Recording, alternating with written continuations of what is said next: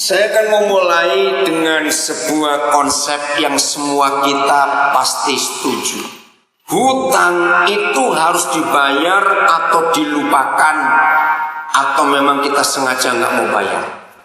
Apa yang orang akan katakan kepada kita kalau hutang itu kita nggak pernah bayar? Saudara, dalam dunia bisnis, ya, ini hal yang sangat penting. Saya percaya semua kita, walaupun tidak semua kita pernah berurusan dengan bank atau kartu kredit, tapi ini fakta. Di negara manapun juga, setiap orang yang akan berhutang kepada bank itu pasti akan diteliti. Dia pernah nunggak kartu kredit atau tidak? Kira-kira ya atau tidak, saudara? Bahkan ada yang sudah sekian belas tahun dia pun lupa, tapi ternyata rekor itu masih ada di Bank Indonesia khususnya, bahwa ada tunggakan kredit saudara tahun begini, dan itu mengganggu dalam semua aktivitas bisnis yang ada. Saya harap saudara semuanya mengerti konsep ini. Saya tidak hadir waktu Lim Sulyong meninggal dan ada di Singapura. Tetapi beberapa teman bisnis yang hadir itu menceritakan, dan semua kita tahu siapa Lim Sulyong, dan rumahnya nggak jauh dari GKI Bungur ini. Nah, satu yang saya dengar dari kesan semua orang yang terlibat dalam bisnis, bahwa salah satu yang diakui oleh para pebisnis tentang Lim Sulyong adalah kejujurannya. Hampir-hampir kalau saya berkata nggak pernah dia punya cacat dalam hal bayar hutang. Nah, waktu saya dengar cerita itu dari teman-teman, saya ingat misi ini. Saudara, untung surga tidak seperti BI. Ngerti maksud saya? Yang terus tidak bisa menghapus rekor utang kita yang kita belum bayar. Coba renungkan, kalau ada rekor jelek di Bank Indonesia, itu tidak dihitung atau dinilai dengan jumlah utang.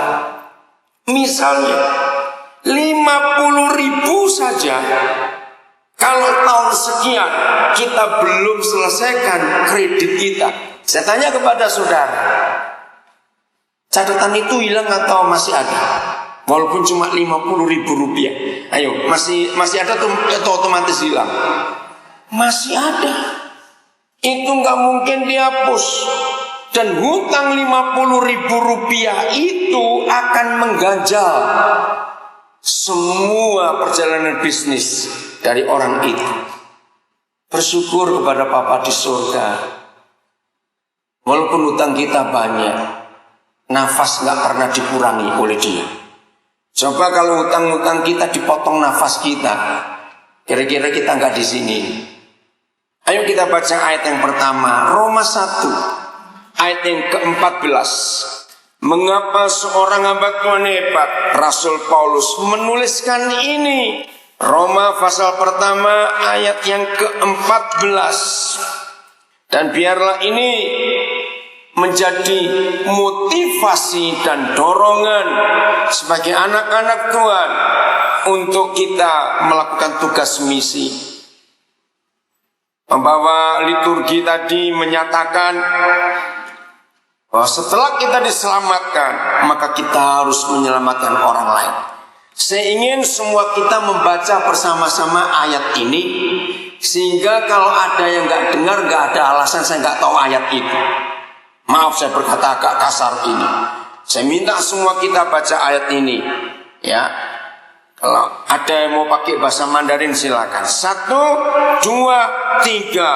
Aku apa? Ayo yang kenceng suaranya, jangan bisik-bisik, utang kok disembunyikan. 1, 2, 3. Aku apa? Berhutang. Saya stop dulu. Berarti ada nggak seorang pun di antara kita, termasuk para majelis, yang tidak pernah berhutang kepada Tuhan Yesus? Jawabannya ada atau tidak?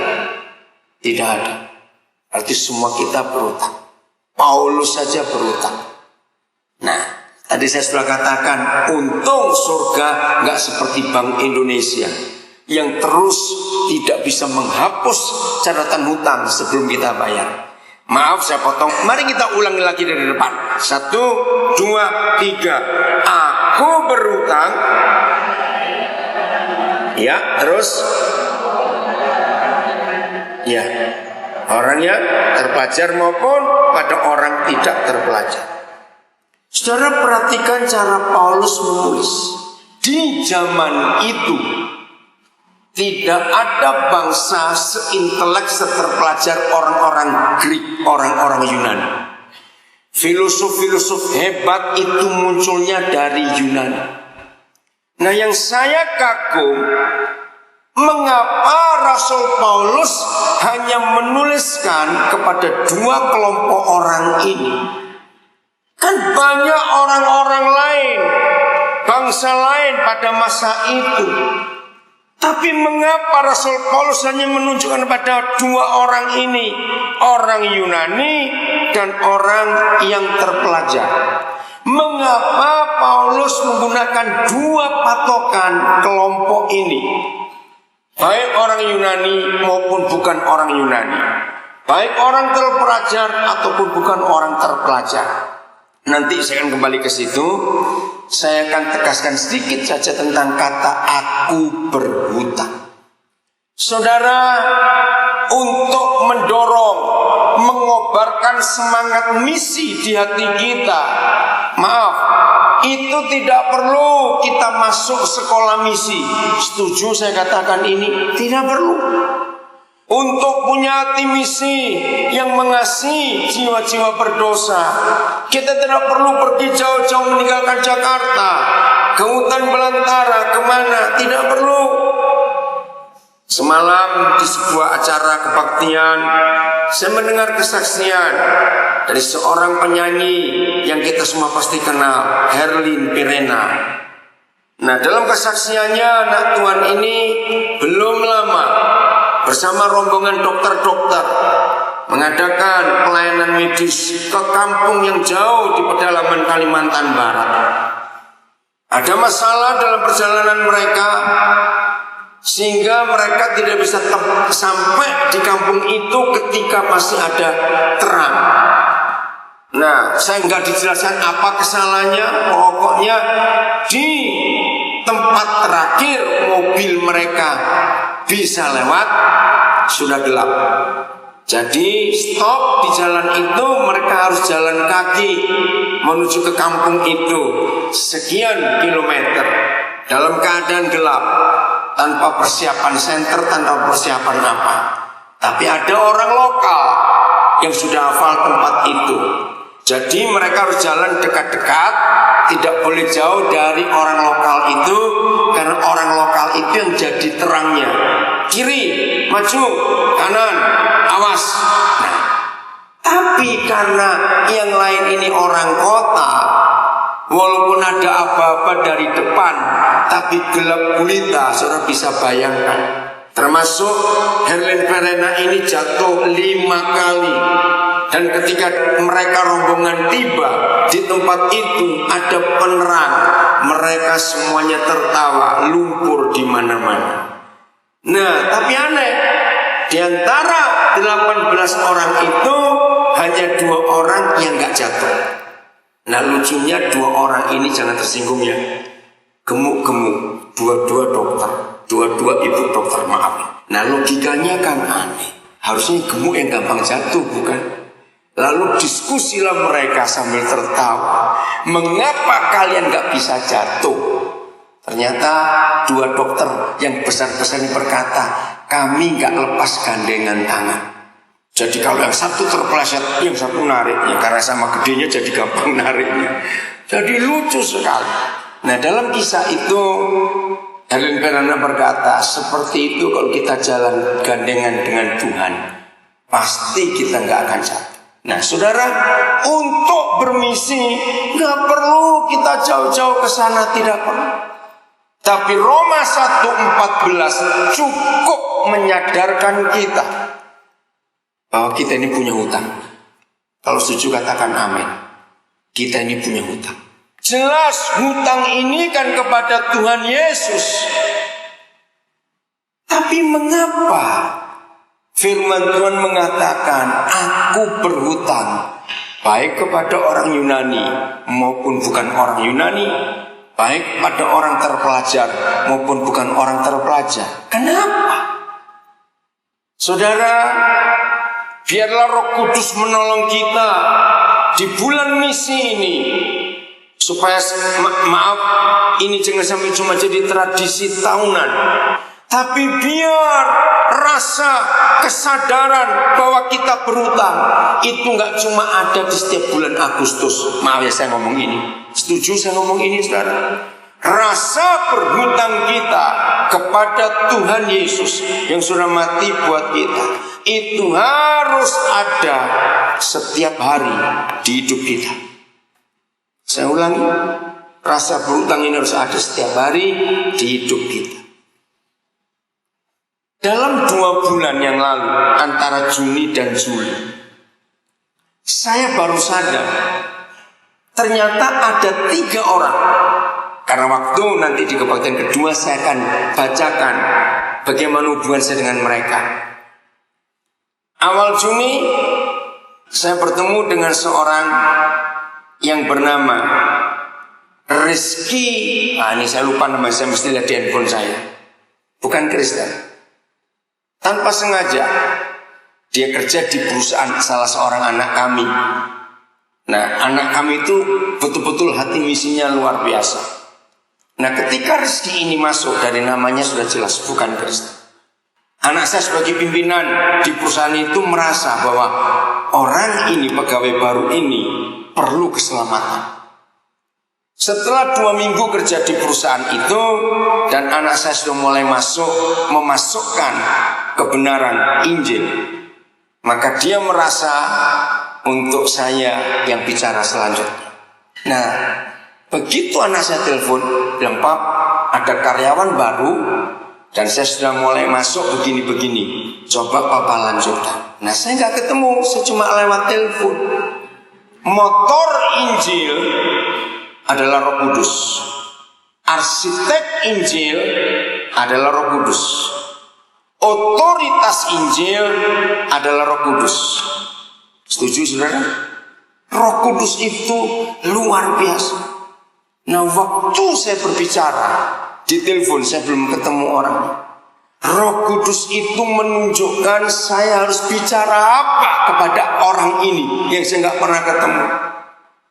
Dari semua pembicaraan itu ada 3 hal yang betul-betul kena kepada sasaran hidupnya. Saya nggak tahu karena dari jauh. Setelah saya telepon itu, anak saya yang telepon. Papa ngomong apa? Kenapa? Saya perhatikan dari jauh. Waktu Papa telepon Rizky, dia itu menangis. Oh ya, kok Papa nggak dengar? Oh, dari jauh saya lihat dia tahan itu untuk suaranya nggak sampai bergetar. Injil masuk. 8 hari kemudian, jadi seminggu lewat. Saya nggak tahu. Nah, anak saya yang bilang, sejak hari itu Pak, dia itu ngalami perubahan yang luar biasa. Nah, terus dia bilang, kan Papa minggu depan akan pelayanan di Jakarta. Iya, kenapa? Papa jangan kaget. Rizky ngomong ke saya, dia mau ikut saya khotbah di mana. Ya benar. Saya nggak ngomong tentang agama, saya nggak ngomong tentang Tuhan. Dan itulah kebaktian pertama yang dia ikut, dan itulah pertama kali saya ketemu dengan dia. Berapa saat kemudian saya di Bandara Juanda di Surabaya. Menurut catatan print tiket saya tidak ada masalah. Tapi di sistem ketika saya check in ada masalah. Nah, saya itu nggak mau ribut sudah. Yang melayani saya kebetulan lagi namanya Rizky Akbar. Saya baca di dadanya. Sabar ya Pak, sabar. Saya tidak menunjukkan sikap yang apa, padahal ini mendesak sekali. Saya tidak bisa, saya bilang, Mas Akbar, karena nama itu Akbar, saya tolong, entah bagaimana caranya, saya terus berangkat dengan penerbangan ini. Iya Pak, saya akan usahakan. Nah, waktu Akbar ini menolong saya, kembali Roh Kudus ngomong sesuatu. Akhirnya Tuhan tolong, walaupun begitu sulit. Nah, itu kebiasaan saya. Kalau Roh Kudus menyuruh saya interaksi dengan orang, saya akan langsung minta nomor HP-nya. Saya yang istri saya nggak bisa ikut kali ini. Sebelum tahun 2006, ketika handphone masih barang mewah, ya, maka di tas saya kemanapun saya pergi, itu pasti ada handphone baru dengan SIM card, dengan nomornya. Nah, waktu itu handphone yang paling saya banyak beli itu saya ingat betul Nokia 3315. Sekarang dikasih baru aja nggak ada yang mau, saudara, buat ganjal pintu kan. Nah, itu kalau saya beli tiap bulan, pokoknya 5 sampai 10 itu pasti ada. Kenapa? Demi hutang saya kepada Yesus Tuhan, itu yang saya bayar. Kalau saya naik taksi, ada kesempatan nginjili sopirnya, bersaksi, wah luar biasa. Kalau saudara sekali-kali ikut saya naik taksi ya, maka itu sampai hari ini saudara, saya tidak pernah kepingin beli mobil. Apalagi saya nggak bisa nyetir. Saya nggak pingin. Kenapa saya nggak mau punya mobil pribadi? Sebab saya ingin naik angkot untuk ketemu orang-orang itu. Jadi kalau saya nanti waktu saya kabupaten pertama mau lihat handphone saya, saudara akan ketemu begitu banyak taksi ini ada nama-nama itu. Itu yang saya simpan. Atau kalau saya lagi di mall, lagi di tempat umum, saya ingin kencing. Kalau saya di toilet itu, Roh Kudus gerakkan saya untuk bayar hutang saya. Maka saya ada kata-kata yang selalu sama saya ucapkan. Setelah saya tahu namanya siapa, saya cuma ngomong begini, masa sampai tua nanti kamu cuma nungguin orang kencing?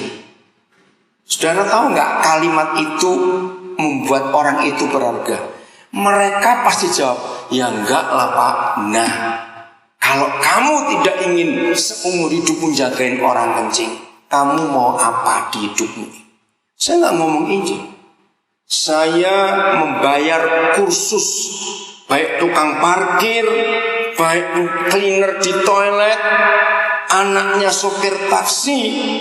Saudara, kalau mereka ingin kursus apa, saya kursus. Saya bilang, nggak bisa hidupmu seperti ini. Tambahkan keahlianmu, supaya kalau kamu melamar pekerjaan yang lebih baik dari sekedar di sini, kamu punya bukti dan kamu bisa diterima. Nah, waktu itulah kasih Yesus itu nyata. Nah, dulu kalau mereka nggak punya HP karena masih barang mahal, saya pasti kasih HP itu. Maaf, saya cuma cerita. Di sini ada berapa anak, saya pasti tahu. Saya punya 4 nomor. Kenapa nomor saya begitu banyak? Jadi saya pegang 4 HP. Supaya kalau telepon ke provider yang sama jadi murah. Saya cuma ngomong ya demi Injil. Saya tidak tahu kalau ada yang lebih dari saya, beritahukan saya. Nanti saya mau kenalkan pada pendeta itu. Saya ini bayar telepon tiap bulan. Paling dikit itu 6 juta rupiah. Kenapa? Kalau mereka telepon saya, ya, maka saya bilang tutup, saya akan telepon balik. Mengapa saya harus telepon balik? Supaya saya punya hak ngomong lama, dia nggak boleh stop karena saya yang bayarnya. Mengerti ya? Itu yang saya buat.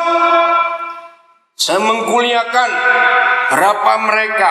Ayo kamu kuliah. Kalau memang itu yang mereka ingin capai. Jadi hutang saya kepada Tuhan tidak hanya saya bayar dengan menginjil menyaksikan Yesus, tapi dengan uang juga.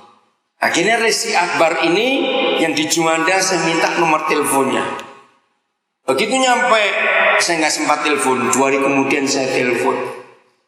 Dengarkan jawabannya.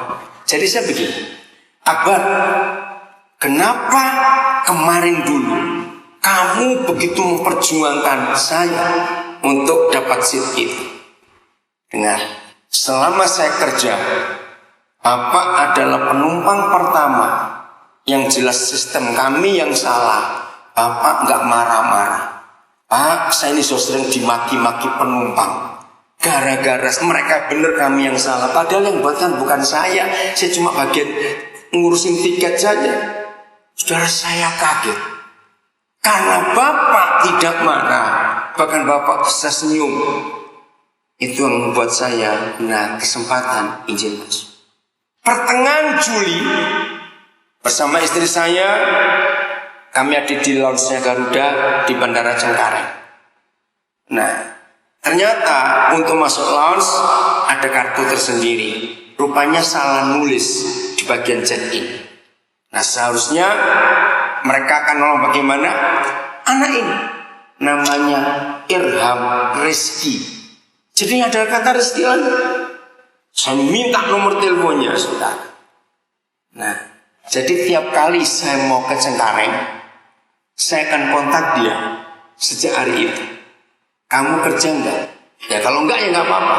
Nah nanti malam saya akan pulang ke Nabire. Kemarin saya cek dia. Saya panggil Irham, Bapak besok malam akan terbang itu malam nanti jam 00.30 pesawat ke Ambon. Oh pas Pak.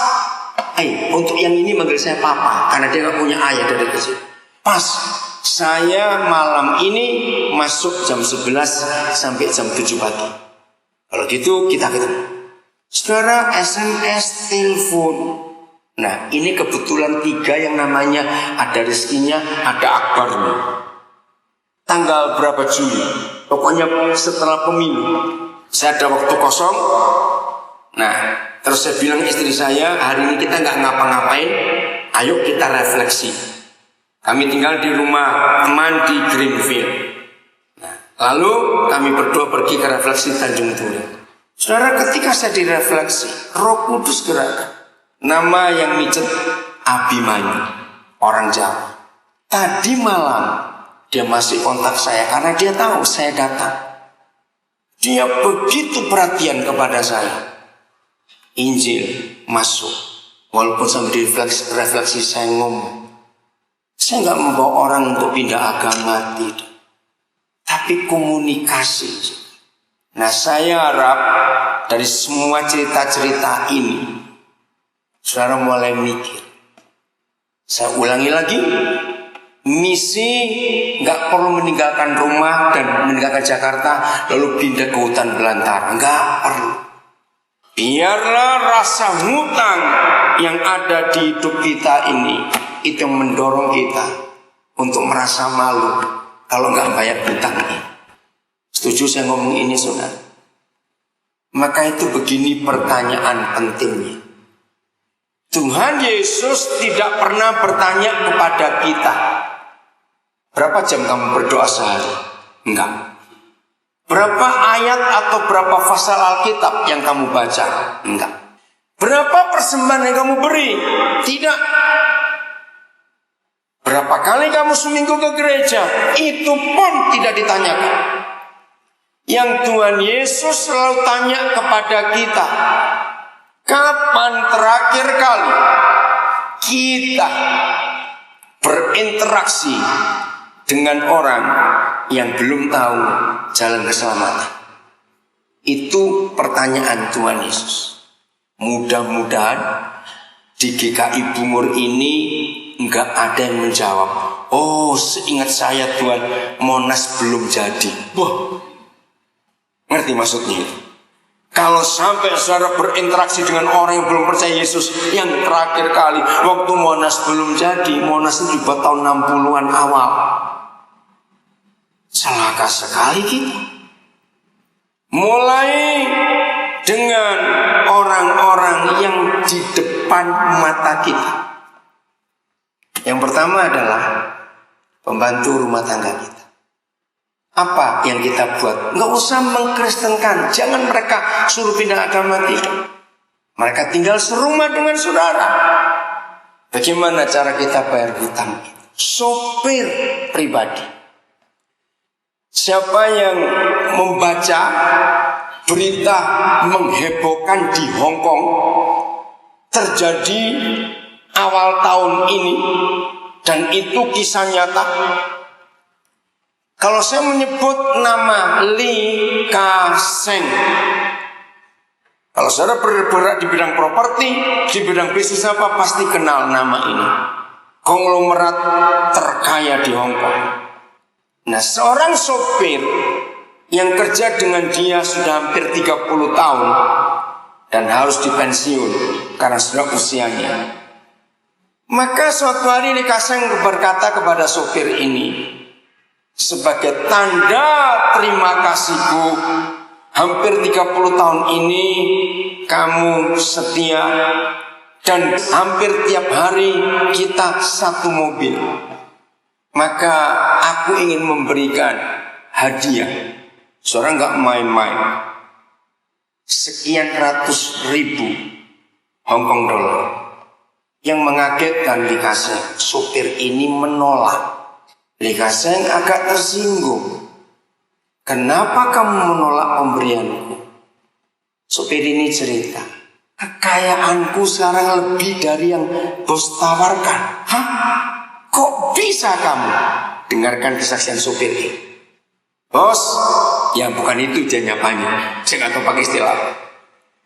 Selama hampir 30 tahun saya satu mobil dengan bos. Akhirnya saya belajar untuk beli saham. Jadi tiap kali bos telepon ini, telepon itu, saya iseng-iseng beli. Kecil, kecil, kecil, kecil. Jadi sekarang yang ada di deposito saya hampir 10 juta Hong Kong dollar. Lee Ka-sheng kaget. Kenapa kamu nggak ngomong? Dengan sambil guyon, nanti dikira saya nyanyi bos. Pelajaran apa yang saya dapat dari kisah nyata itu? Hai para pengusaha yang punya supir pribadi, saudara telepon, ngomong baik, ngomong keras, marah, guyon, supir itu dengar. Kalau Lee Ka-sheng tanpa langsung mengajari supirnya untuk bisnis, hanya dengar bosnya ngomong ini, ngomong itu, dia pelajari. Dan supir itu, walaupun sudah punya kekayaan begitu besar, siapa bisa jawab, kenapa tetap jadi supir pribadi? Apa jawaban saudara? Kalau saudara supir itu, ya ayo cepat jawab. Supaya apa? Lah ayo susah bener ini. Kenapa dia nggak mau istilahnya ongkang-ongkang kaki? Sudah jutaan dolar. Kenapa tetap menjadi sopir? Mau belajar terus. Lagi sekali, nyonya-nyonya besar yang punya sopir pribadi. Maaf ya saya ngomong, sopir itu buat seorang suami, buat seorang istri, maka dia lebih lama tinggal bareng bersama saudara daripada saudara bersama istri atau bersama suami. Betul atau tidak? Apalagi kalau Jakarta macet kayak begini, lebih lama dengan dia di dalam mobil bukan daripada dengan pasangan. Nah, selama sopir-sopir itu berjam-jam sehari, sekian tahun dengan saudara, adakah virus Injil yang di dalam saudara itu nular ke dia? Sejak saya tinggal di Papua, saya itu belajar makin kuat penginjilan itu dengan nyamuk. Nah, lebih heran lagi. Nanti bulan Oktober, kalau Tuhan kehendaki, dari tanggal 10 sampai 14 saya akan ada di New York untuk ikut konferensi misi penginjilan anak-anak usia 4 tahun sampai 14 tahun. Dan ini pertemuan misi untuk penginjilan anak-anak yang ke-6. Saya sudah ikut 4 pertemuan sebelumnya. Saudara, saya sangat tertarik menginjili anak-anak umur 4 sampai 14 tahun. Itu ladang misi yang paling subur. Namanya disebut 414 Windows Movement. Gerakan misi untuk menjangkau anak-anak usia 4 sampai 14 tahun. Dan sungguh sangat mudah. Kalau setan bisa merenggut anak-anak usia itu dengan pelecehan seksual, Setan bisa merenggut anak-anak umur itu dengan cara-cara yang jahat. Harusnya Injil lebih hebat lagi menjangkau mereka. Setuju saya berkata ini, saudara? Saya kembali kepada konsep misi ini tadi. Apa yang muncul di hati kita tentang hutang ini untuk jiwa-jiwa itu? Ayo, kita mulai bergerak. Hutang terus kita bayar. Tidak boleh tidak. Kenapa orang Yunani? Kenapa orang terpelajar? Dan Paulus memberikan kalimat yang antagonis, berlawanan. Baik kepada orang Yunani maupun bukan orang Yunani. Baik kepada orang terpelajar maupun bukan orang terpelajar. Artinya, dari kalangan atas sampai kalangan bawah. Dari kalangan bawah sampai ke kalangan atas. Karena Yunani dan intelektual pada masa itu sebuah kekuatan yang luar biasa. Tapi Paulus berkata, baik orang Yunani yang di atas maupun bukan Yunani yang di bawah. Baik kaum intelektual yang di atas maupun kaum yang di bawah yang tidak terpelajar. Artinya semua harus kita selamatkan. Nah, kembali nyamuk. Jadi saya belajar dari nyamuk untuk misi sejak di Papua. Mungkin saya agak bingung, kenapa belajar dari nyamuk? Nanti di bagian kedua saya akan buat kaget. Ayo, pelajaran misi yang paling hebat. Kita harus berani belajar dari setan dan iblis. Ini lebih kaget lagi. Itu nanti ke bagian kedua. Kenapa saya harus berani mengatakan kepada gereja untuk belajar misi dari setan dan iblis? Sedikit saya ingin buka. Saya minta saudara jawab saya dengan jujur. Menurut saudara, narkoba atau Injil yang lebih memenangkan banyak jiwa? Menurut saudara, pornografi atau Injil yang lebih dapat banyak jiwa? Jawaban saudara apa? Cepat.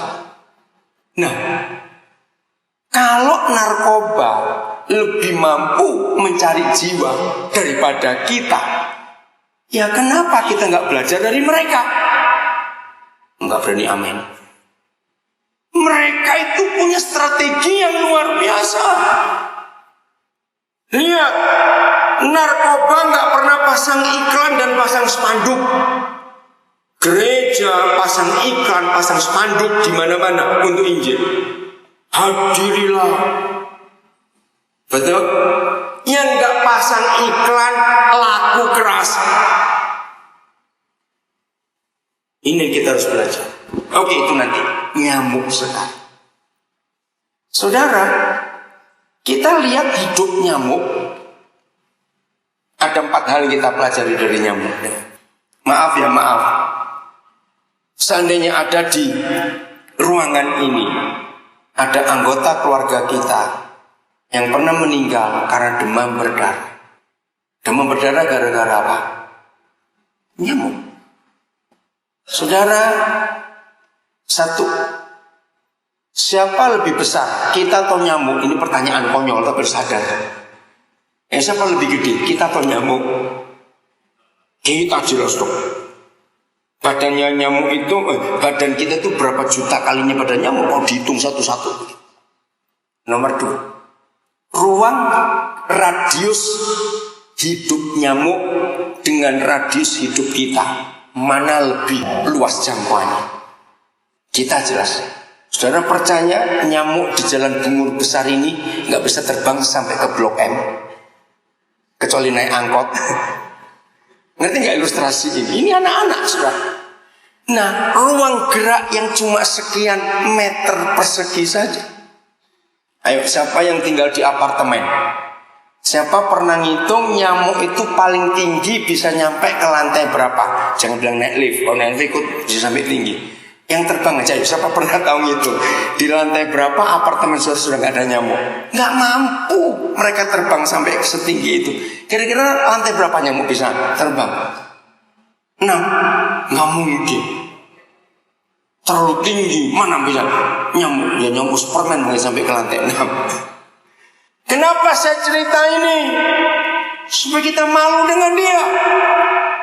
Yang ketiga, ini ruang geraknya saja. Yang ketiga, nyamuk itu kalau nempel ke tubuh kita, itu berapa? Hitungannya pakai detik atau menit? Ayo. Kalau sampai menit itu kulit badak itu. Masa nggak bisa? Nah, betul tidak sana. Ayo, nyamuk kalau nempel ke badan kita berapa detik? Seringkali cuma 2-3 detik kita goyang dia terbang. Nah kita kalau nempel ke hidup orang, ini supir Heli Kaseng tadi. Ayo, apalagi seneng chatting, seneng ngomong. Ini kalau telepon panas sebelah kanan, sudah pindah sebelah kiri, sudah panas di sebelah kanan. Berarti ini penting. Yang keempat, usia nyamuk dan usia kita. Ngerti? Siapa tahu persis nyamuk itu usianya berapa tahun? Kalau nyamuk tahunan habis semua kita di surga. Nyamuk berapa hari usianya? Semingguan, lebih dikit.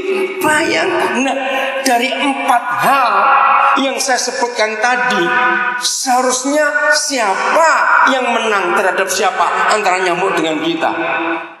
Jawabannya siapa menang terhadap siapa? Harusnya kita menang terhadap mereka. Tapi faktanya,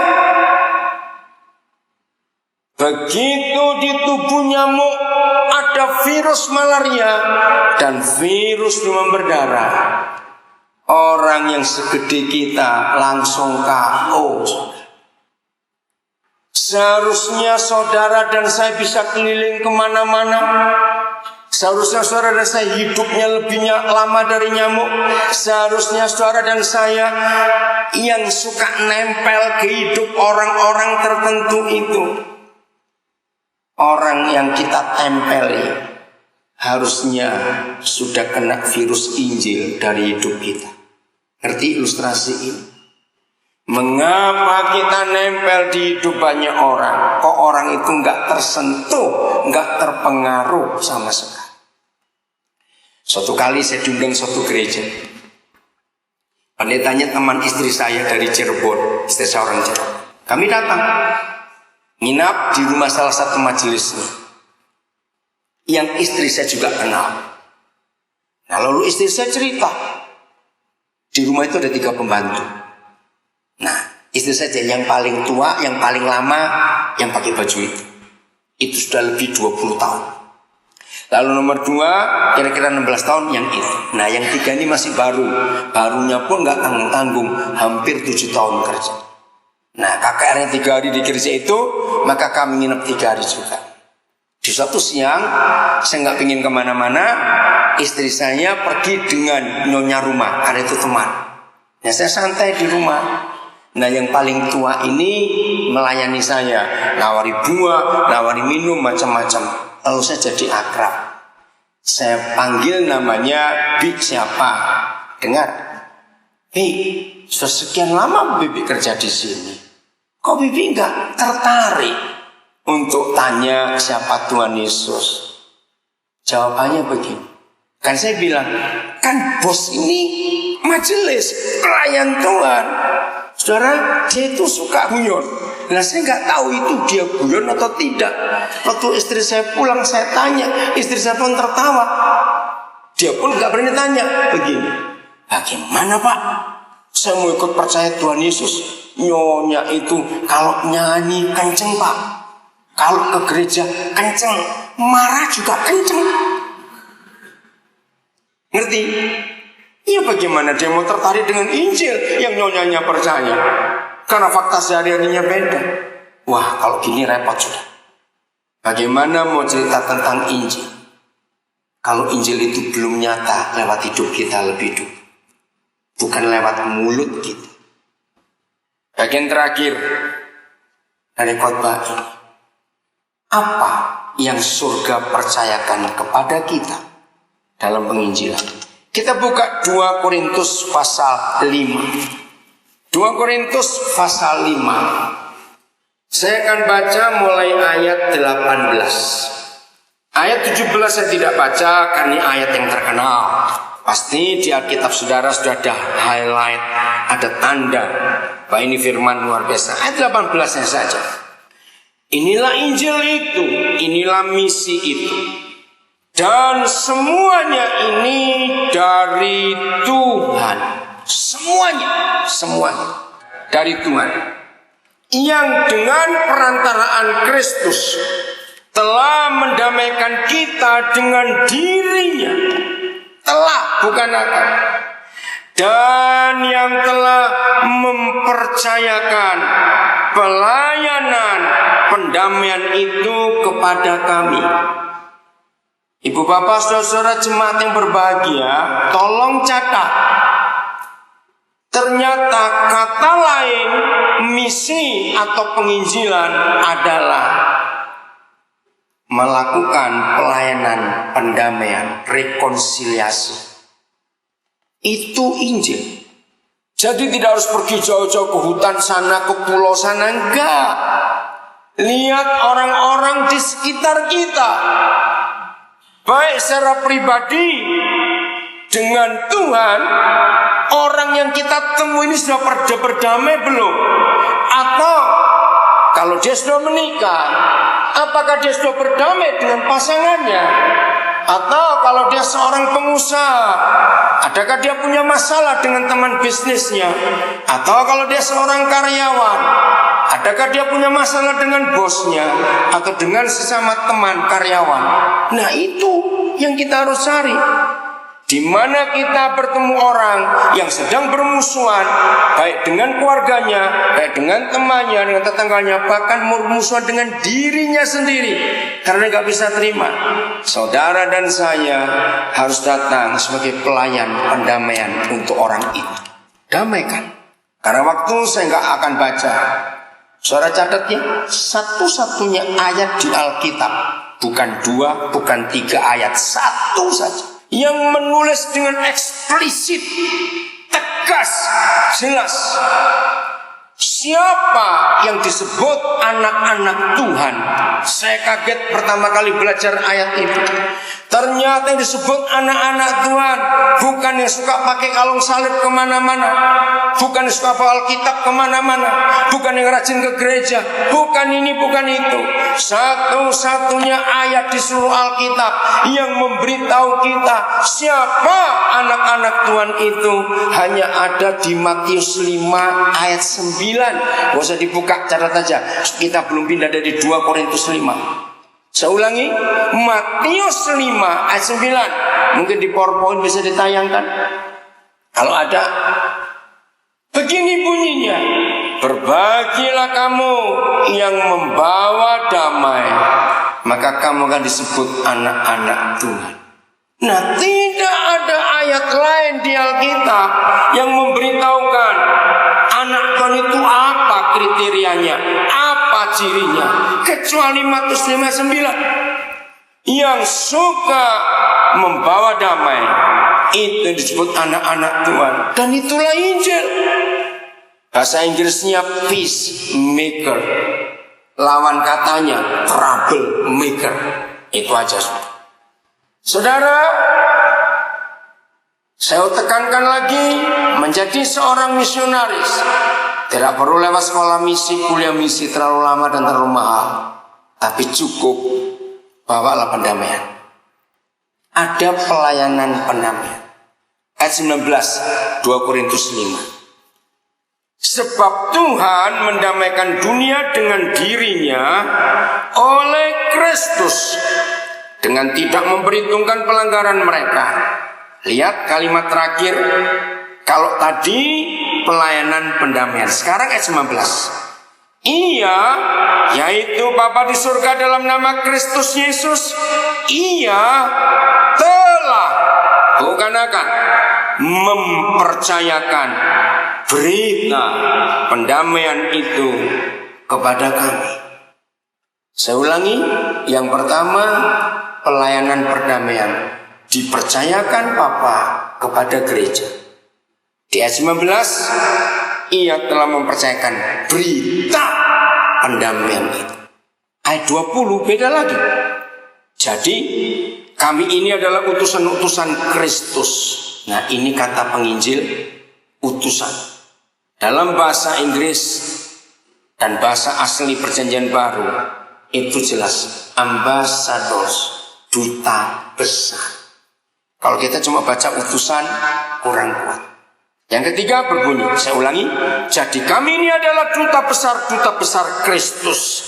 Seakan-akan Tuhan menasihati kamu dengan perantaraan kami.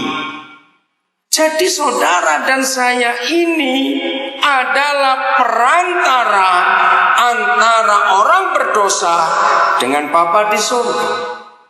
Nah, bagi yang belum pernah tahu kebenaran ini pasti akan kaget hari ini. Kan selama ini yang kita tahu perantara kita dengan Bapa di surga itu Tuhan Yesus. Dan itu betul, karena kita lebih berani menulis.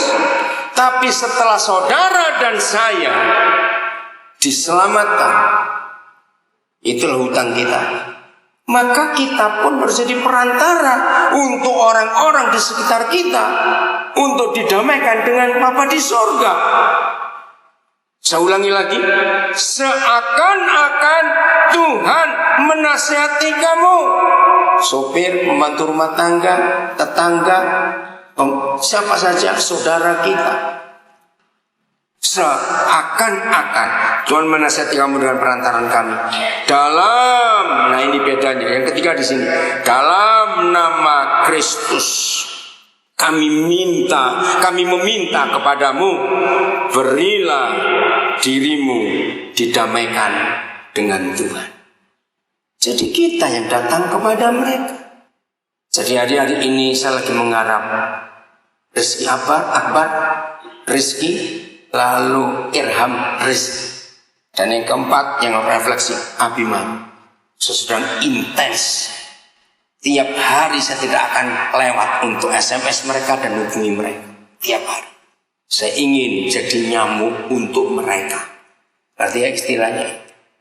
Ini yang kita harus kerjakan dalam kehidupan kita. Maka kalau kita berlaku seperti ini, hasilnya akan luar biasa. Saya akan ulangi ayat 18-19 di dua ayat ini saja. Coba saudara perhatikan. Jadi menurut ayat 18, kapan kita didamaikan dengan Bapa di surga? Jawabannya dengan perantaran Kristus, waktu dia mati di kayu salib. Nah ini yang mengagetkan. Jadi saudara dan saya sebelum sampai sekarang ini jadi murid-murid Yesus. Coba kita ingat tahun berapa, ya, bulan berapa? Bulan Agustus, saudara. Itu jadi bulan bersejarah buat saya. Ya, saya ingin ceritakan Agustus ini jadi bulan berarti buat saya. Saya itu menikah 17 Agustus. Sengaja di hari kemerdekaan. Karena saya cinta Indonesia. Saya dilantik jadi pendeta pertama tanggal 18 Agustus. Saya terima Yesus pertama kali tanggal 20 Agustus tahun 70. Saya jadi hamba Tuhan mulai khotbah pertama kali itu 26 Agustus.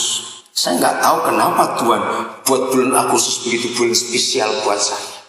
Dan GKI Bungur selalu ada bulan misi di bulan Agustus. Saya nggak tahu siapa mulai ini dulu. 25 tahun yang lalu. Di bulan Agustus ini ada 3 negara yang berjejer, merdekanya sama. Yang pertama Indonesia 17 Agustus. Yang kedua Malaysia, tanggal berapa Agustusnya? Tapi tahunnya beda. Yang ketiga Singapura 9 Agustus. Saudara, bulan ini ada yang luar biasa.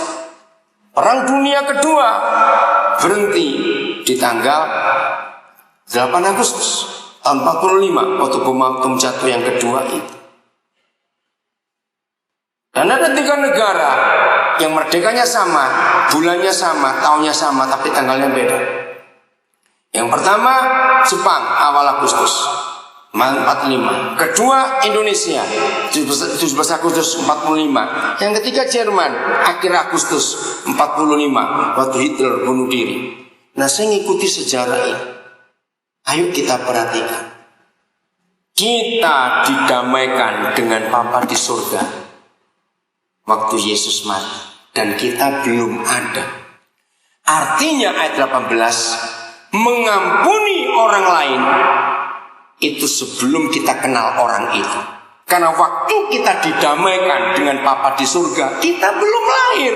Bahkan nenek moyang kita pun belum lahir, karena terjadi 2000 tahun yang lalu. Ini cara saya menginjil. Kalau ada orang berdosa, nyatakan pengampunan, nanti orang itu kaget. Loh, kapan kamu ngampuni aku? Sejak aku belum kenal kamu. Kok bisa? Nah, bacakan kebenaran ini. Orang itu bertobat. Yang kedua, ayat 19. Ini yang terakhir. Cara Tuhan mengampuni kita dengan ini, dengan tidak memperhitungkan pelanggaran kita. Ayo, siapa yang berkata saya mengampuni orang, tapi, nah ini dia. Coba baca ini SMS-mu tahun 2007 yang lalu. Artinya apa? Mengampuni dengan memperhitungkan kesalahan, maka Injil akan gagal. Kiranya hari ini semua kita siap jadi pemberita Injil. Siap, saudara? Tidak perlu masuk sekolah misi dulu. Siapa yang ada di depan kita, ayo kita bagikan kasih Kristus. 381 itu lagu luar biasa. 181 di buku nyanyian kita. Yesus sahabat orang berdosa itu betul. Orang-orang Farisi, orang imam-imam ahli Taurat justru menjauhi orang berdosa. Yesus tidak. Ayo kita menjadi sahabat orang berdosa. Tuhan memberkati kita semua. Selamat bermisi.